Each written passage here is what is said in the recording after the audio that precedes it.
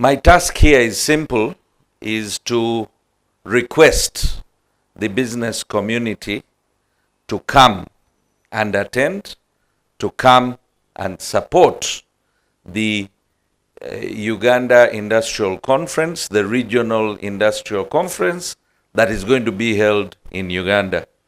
It is a regional conference that encompasses 10 countries now, and the Private Sector Foundation of Uganda has been leading this initiative.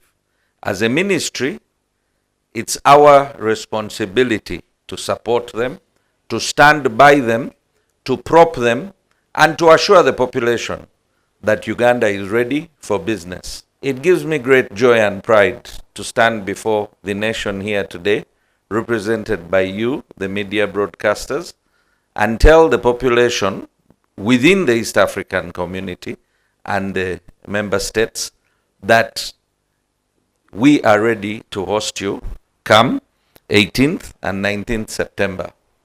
The preparations are well in advanced stages, and we are, as a government, have been running under national development programs.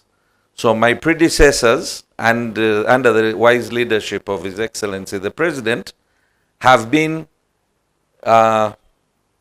running the country using the National Development Plan. So we have a National Development Plan.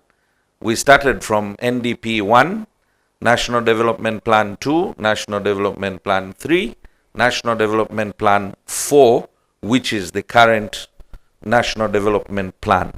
Under the National Development Plan 4, the government has identified four pillars of growth that are going to propel us as Uganda, as a nation, as a region, from an economy that is currently about $69 billion in GDP to a tenfold, we're calling it the tenfold growth strategy, to a GDP of $500 billion by 2040.